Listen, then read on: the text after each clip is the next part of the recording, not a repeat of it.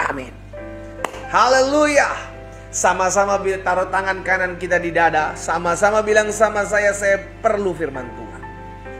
Ayo sama-sama bilang sama saya perlu firman Tuhan. Amin. Kita perlu firman Tuhan setiap hari untuk membenahi hidup kita. Kita perlu firman Tuhan setiap hari untuk mengingatkan kita bahwa ada satu pribadi yang selalu menyertai kita. Kita perlu firman Tuhan setiap hari untuk memagari kita, menuntun kita agar kita tidak menyimpang ke kanan dan ke kiri. Kenapa? Karena kita tidak menyimpang ke kanan dan ke kiri, Alkitab mencatat maka hidupmu akan berhasil dan apapun juga yang kau kerjakan ada keberuntungan dalam hidup. Amin. Itu sebabnya malam hari ini saudara dikasih dalam Tuhan, saya mengajak setiap umat Tuhan untuk kembali mengambil Alkitab kita sama-sama sebelum nantinya kita akan berdoa buat setiap apa yang menjadi pokok-pokok doa kita bersama-sama. Tapi izinkan saya juga membagikan kebenaran firman Tuhan malam hari ini ya. Ada satu kebenaran firman Tuhan yang saya mau bagikan dalam Bilangan pasal 13 ayat yang ke-17 sampai dengan ayat 33. Bilangan pasal 13 ayat 17 sampai dengan ayat 33. Maka Musa menyuruh mereka, siapa mereka? 12 pengintai yang diutus oleh Musa untuk mengintai tanah Kanaan. Tanah Kanaan apa itu? Tanah yang dijanjikan Tuhan, yakni tanah yang berlimpah susu dan madunya, ya. Maka Musa menyuruh mereka untuk mengintai tanah Kanaan. Katanya kepada mereka, pergilah dari sini ke tanah Negeb dan naiklah ke pegunungan. Amatilah bagaimana keadaan negeri itu. Apakah bangsa yang mendiaminya kuat atau lemah? Perhatikan perkataan Musa ini, saudara. Musa suruh bangsa Israel ini, yakni 12 utusan ini, untuk mengamat-amati. Apa yang perlu diamati? Yang pertama, lihat, apakah bangsa yang mendiaminya kuat atau lemah? Ya. Yang kedua, apakah mereka sedikit atau banyak? Yang ketiga, ayat 19, bagaimana negeri yang didiaminya? Apakah baik atau buruk?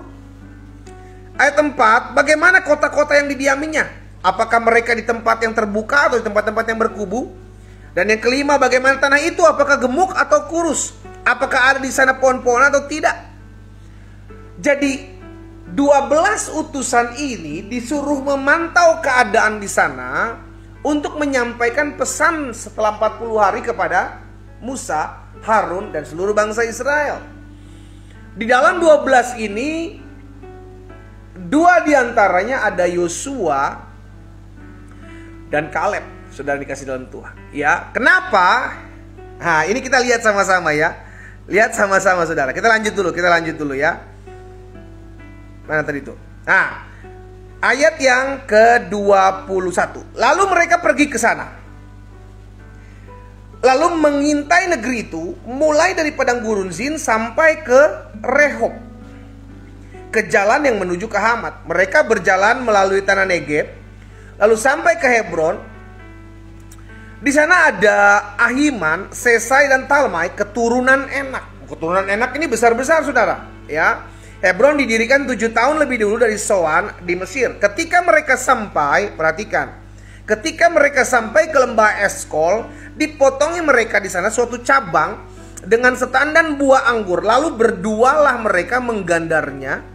Juga mereka membawa beberapa buah delima dan buah ara. Hasil buminya dibawa. Ya, diintai, dilihat, tanahnya bagus nih, banyak buahnya sesuai dengan firman. Aku akan berikan tanah yang berlimpah susu dan madunya. Ada hasilnya di sana. Ya, ayat 24.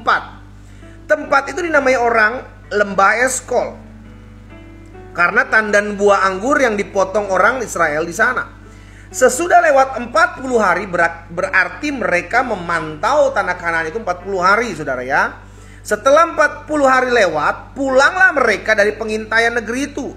dan langsung datang kepada Musa, Harun, dan segenap umat Israel di Kades, di padang gurun Paran. Mereka membawa pulang kabar kepada keduanya dan kepada segenap umat itu, dan memperlihatkan kepada sekalian hasil negeri itu. Sampai situ dulu. Jadi lihat ya, ketika mereka akan memasuki negeri yang akan diberikan Tuhan kepada bangsa Israel, mereka nggak serta-merta langsung masuk, karena di sana ada penduduknya, saudara. Mereka harus berperang. Musa mengatur strategi, mengirim utusan terlebih dahulu untuk memata-matai dan melihat keadaan sekitarnya. Untuk apa? Agar mereka bisa atur strategi, gitu ya. Tapi di sisi lain, saudara perhatikan, Musa mengutus mereka 12 ini untuk membuat mereka kuat. Untuk kuat karena apa? Karena janji Tuhan bahwa mereka akan mau masuk suatu tanah negeri yang berlimpah susu dan madu itu ada. Di depan mereka itu ada janji Tuhan yang sebenarnya mereka harus masuk ke dalam sana dan mereka bisa nikmati. Kita lanjut. Ayat 27 ya. Mereka menceritakan kepadanya, baik 12 utusan ini menceritakan kepada Musa, kepada Harun, dan kepada segenap bangsa Israel. Mereka bilang begini, kami sudah masuk ke negeri kemana kau suruh kami, dan memang negeri itu berlimpah-limpah susu dan madunya. Inilah hasilnya. Berarti di situ mereka lihat nih, saudara. Oh benar, Tuhan akan memberikan negeri ini. Buktinya ada. Wah, ini hasilnya berlimpah. Ada begitu banyak pohon-pohon yang bisa dimakan buahnya. Ini benar. Mereka bilang begitu kan. Kemana kau suruh kami, memang negeri itu berlimpah susu dan madunya. Ini hasilnya. Tapi ayat 28 mereka juga bilang, saudaraku, hanya bangsa yang diam di negeri itu kuat-kuat. Ya, bangsa yang diam di negeri itu kuat-kuat, kota-kotanya berkubu sangat besar, juga keturunan enak telah kami lihat di sana. Sampai di sini mereka membawa berita benar. Kenapa saya bilang benar? Karena kita lihat tadi apa yang disuruh Musa, diperhatikan bangsanya seperti apa yang menduduki Kanaan itu. Kan mereka disuruh membawa berita. Mereka harus jujur, benar ada hasil buminya, tapi di sana juga ada keturunan enak, orang besar di sana. Seharusnya sampai di situ cukup, saudara. Iya kan?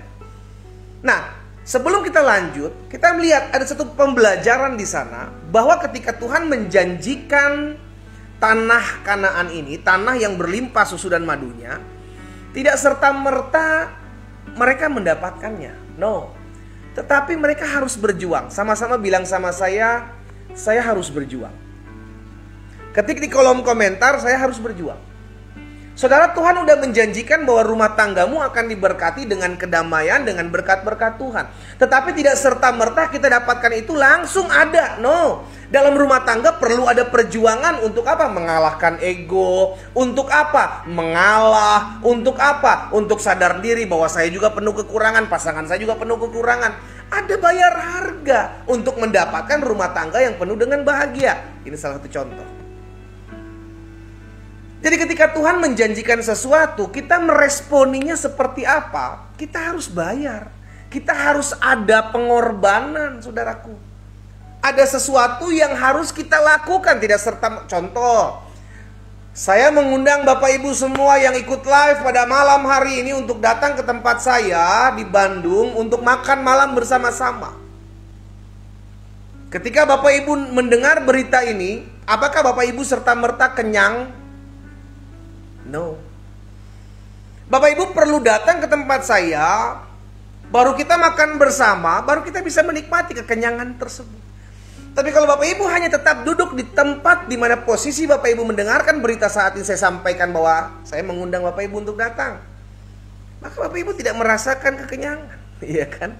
Masih tetap lapar, iya kan? Masih tetap lapar. Kenapa? Karena tidak meresponi. Sama janji Tuhan pun demikian. Janji Tuhan pun demikian, ketika Tuhan menjanjikan sesuatu, bangsa Israel dijanjikan Tuhan, aku akan memberikan kepadamu tanah yang berlimpah susu dan madunya.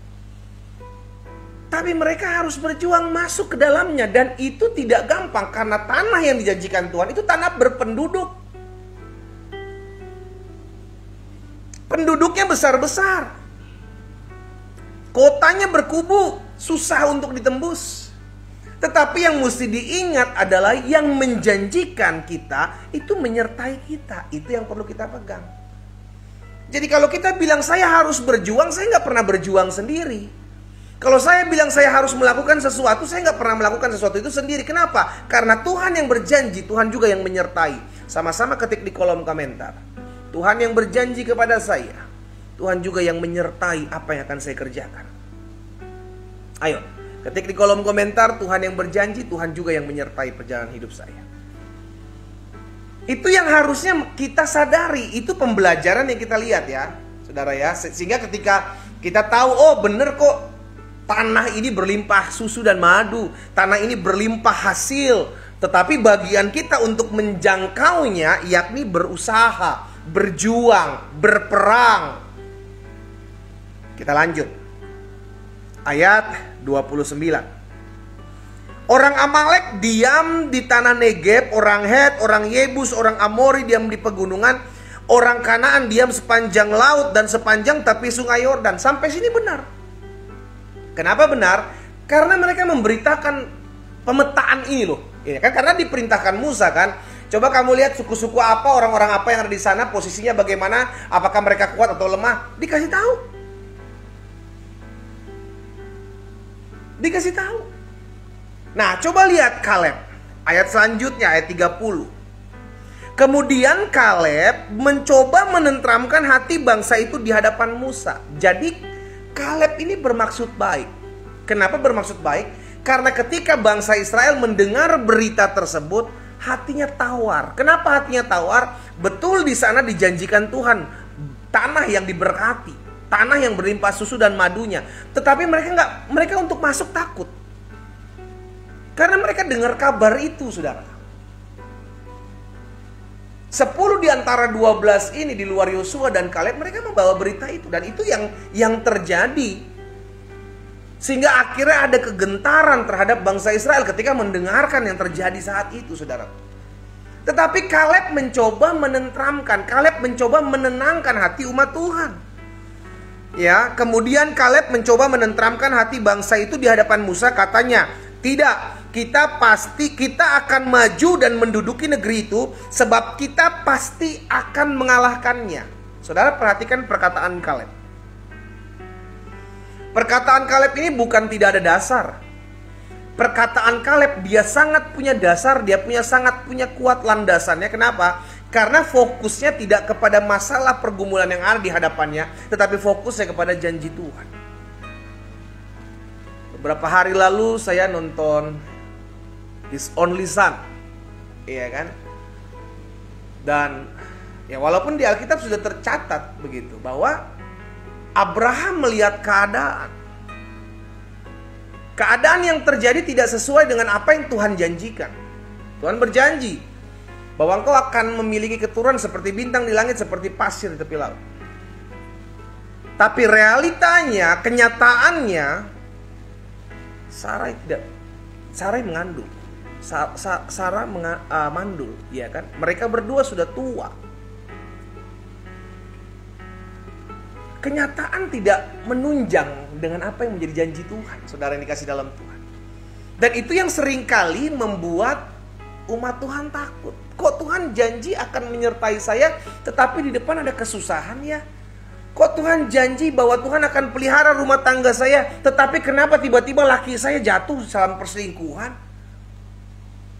Akhirnya kita takut. Kenapa? Karena kita lebih fokus dengan apa yang kita lihat ketimbang apa yang kita imani sebagai janji Tuhan.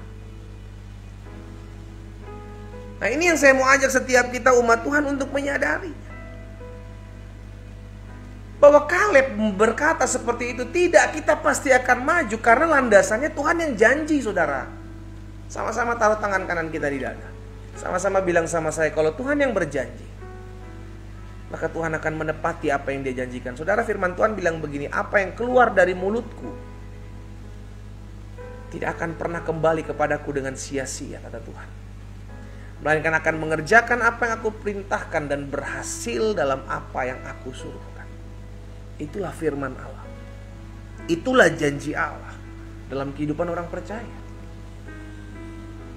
Itu sebabnya Kaleb berkata seperti itu. Tidak, kita akan maju, kita akan menduduki negeri itu, sebab kita pasti akan mengalahkan. Jadi pertanyaan di sini, apakah Kaleb tidak takut juga? Ada ketakutan dalam hati Kaleb, saudara. Ada. Kenapa? Karena realita itu nyata. Kaleb juga melihat apa yang 10 lainnya ini melihat. Kaleb takut. Tetapi fokusnya itu, nah makanya gini saudara.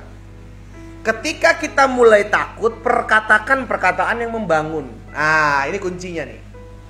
Ketika kita mulai takut, ketika kita mulai khawatir dengan keadaan yang terjadi, jangan engkau perkatakan yang melemahkan imanmu, tetapi mulai putar balik keadaan dengan mulai memperkatakan apa yang menjadikan engkau kuat. Secara tidak langsung Kaleb menguatkan dirinya sendiri. Tidak, Kaleb bilang kita akan maju menduduki negeri itu, sebab kita pasti akan mengalahkannya. Kaleb dengan keberanian yang memperkatakan. Kalau engkau lagi takut, kalau engkau lagi khawatir, kalau engkau lagi sedang tertekan pergumulan apapun, stop katakan, stop ucapkan sesuatu yang membuat engkau semakin terpuruk. Mulai ucapkan perkataan firman Tuhan, mulai ucapkan janji Tuhan. Ya, berulang-ulang saya sampaikan seperti itu. Karena itu yang diingatkan oleh Tuhan kepada Yosua ketika menggantikan kepemimpinan Musa. Janganlah engkau lupa memperkatakan kitab Taurat ini, tetapi renungkanlah itu supaya engkau bertindak hati-hati dalamnya, agar perjalananmu berhasil dan engkau beruntung. Itu janji Tuhan. Dengan perkataan yang penuh dengan semangat, Kaleb bilang, tidak, kita pasti akan maju menduduki negeri itu. Ayat 31. Ayat 31 bilang begini. Tetapi orang-orang yang pergi ke sana bersama-sama dengan dia berkata, kita tidak dapat maju menyerang bangsa itu karena mereka lebih kuat daripada kita. Lihat. Awalnya mereka menyampaikan kabar sesuai apa yang diperlukan Musa. Coba cek keadaan bangsa apa yang ada di sana, seperti apa kuatnya mereka. Bawa. Betul, ini kenyataannya. Tapi ketika ketakutan itu sudah mulai menguasai mereka, maka mereka mulai membesarkannya dengan berkata apa? Kita tidak mungkin bisa masuk karena mereka besar, kita kecil. Hati-hati ketika engkau bergaul dengan orang khawatir, engkau akan gampang terkena kekhawatiran. Engkau bergaul dengan orang yang penuh dengan ketakutan, kecemasan, engkau akan jadi sama seperti itu. Kenapa? Karena dia akan membawa spirit itu. Dengan perkataannya, tuh kan bener kan gue bilang laki lu mah gak bakal bisa bertobat. Aduh susah laki lu di jamaah Tuhan. Tuh kan gue bilang juga apa? Kalau udah divonis dokter, udah gak akan bisa ada obat-obat yang menyembuhkan. Automatically kita akan semakin lemah. Karena orang-orang lingkungan kita yang membuat kita lemah. Miliki orang-orang di sekelilingmu sama seperti Kaleb dan Yosua. Kalau engkau mau melihat janji Tuhan digenapi dalam hidupmu, miliki ring satumu dalam pergaulan adalah orang-orang yang sama seperti Kaleb dan Yosua. Bukan orang-orang yang gampang melemahkan, bukan orang-orang yang gampang membuat engkau down, membuat gampang kau stres. Karena ternyata 10 orang ini ternyata memang takut. Bukan hanya membawa kabar itu, tetapi mereka punya mental takut juga. Sehingga ketika Kaleb bilang tidak, kita pasti masuk, kita pasti maju, mereka bilang enggak, kita nggak akan pernah bisa maju. Ayat 31 dibilang apa? Iya kan? Tetapi orang-orang yang pergi ke sana bersama-sama dengan Kaleb berkata, kita tidak dapat maju menyerang bangsa itu karena mereka lebih kuat daripada kita. Padahal itu bukan pesannya Musa. Musa nggak bilang soal kita maju atau tidak nggak maju. Itu keputusan Musa, bukan keputusan 10 orang ini. Untuk memutuskan maju atau tidaknya mereka, itu keputusan Musa sebagai pemimpin. Tugas mereka cuma bawa berita bangsa apa yang ada di sana, seperti apa kekuatan mereka, cuma itu. Tapi ini mereka mulai memutuskan kita tidak dapat maju menyerang karena mereka lebih kuat daripada kita. Ayat 32. Juga mereka menyampaikan kepada orang Israel kabar busuk tentang negeri yang diintai mereka. Oh, lihat. Tadinya kabar negeri itu adalah negeri yang baik. Kenapa? Karena memang Tuhan memberikan negeri itu negeri yang baik. Tapi karena roh ketakutan itu sudah menguasai mereka, maka mereka mengubah negeri yang tadinya diberikan Tuhan sebagai negeri yang berlimpah susu dan madunya menjadi negeri yang memiliki berita yang busuk. Alkitab katakan. Apa dikatakan selanjutnya? Negeri yang telah kami lalui untuk diintai adalah suatu negeri yang memakan penduduknya. Bayangkan, terlalu lebay. Orang kalau udah punya roh ketakutan, itu akan membesarkan ketakutannya. Sehingga kita yang tahu janji Tuhan, kita nggak aneh. Kok lu hidup takut banget sih lu? Lu hidup khawatir banget sih lu? Karena apa? Karena fokusnya memang udah pada ketakutan. Nah, hati-hati saudara. Ya. Sehingga akhirnya kalau orang udah dikuasai roh ketakutan, maka itu yang akan terus menguasainya dan akan membesarkannya. Negeri yang telah kami lalui untuk diintai adalah suatu negeri yang memakan penduduknya, dan semua orang yang kami lihat di sana adalah orang-orang yang tinggi-tinggi perawakannya. Juga kami lihat di sana orang-orang raksasa, orang enak yang berasal dari orang-orang raksasa. Kami lihat diri kami seperti belalang. Terlalu berlebihan. Dan demikian juga mereka terhadap kami. Saudara dikasih dalam Tuhan. Ada banyak hal ketika kita belajar peristiwa ini. Saya ajak setiap umat Tuhan. Ayo, kalau engkau tahu janji Tuhan iya dan amin, maju, melangkah. Sekalipun ada harga yang harus dibayar, tetapi Tuhan menyertai ketika engkau membayar harga itu. Tuhan menyertai. Stop bergaul dengan orang-orang yang membawa spirit ketakutan. Stop bergaul dengan orang-orang yang membawa spirit stres, yang membuat engkau takut, cemas. Stop. Miliki komunitas yang sehat. Dimanapun kau ditempatkan Tuhan, miliki komunitas sehat. Karena biar bagaimanapun kita cuma dua hal, dua keputusan atau dua keadaan yang bisa menghampiri hidup kita. Either kita mempengaruhi atau kita dipengaruhi. Kalau kau tahu kau gampang dipengaruhi, miliki orang-orang yang kuat supaya kau dipengaruhi, supaya kau jadi kuat. Saya bagikan hal ini malam hari ini dalam Breakthrough Prayer Online. Saya rindu setiap kita melihat janji Tuhan digenapi dalam hidup kita. Kalau Tuhan ada janji, Tuhan gak pernah gagal dalam janjinya. Tetapi Tuhan mau setiap kita melangkah, maju, setiap kita bertindak. Jangan takut. Tuhan ada bersama-sama dengan kita kok. Tuhan janji buat setiap kita, aku menyertai engkau sampai kepada kesudahan zaman. Hadapi. Karena di depan sana Tuhan sudah membuka tangannya dan berkata, ini akan kuberikan kepadamu.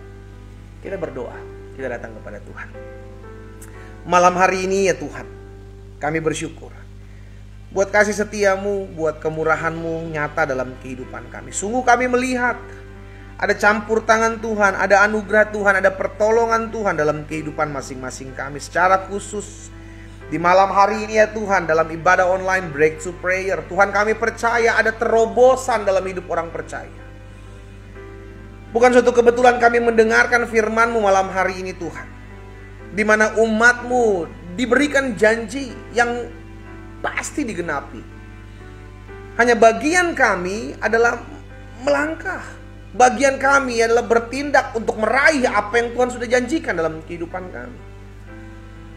Bapak hamba berdoa, kalau ada di antara umat Tuhan malam hari yang mengikuti ibadah Breakthrough Prayer Online, hari-hari ini mereka mulai khawatir, hari-hari mereka mulai tertekan, hari-hari mereka mulai stres.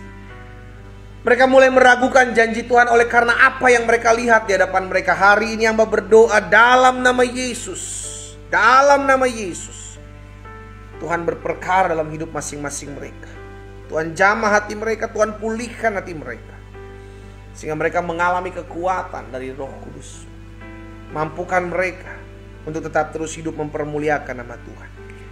Apa yang Tuhan taruh di hati hamba sudah hamba sampaikan buat umat-Mu. Bapak hamba berdoa di dalam nama Yesus sehingga firman termaterai dalam hidup kami.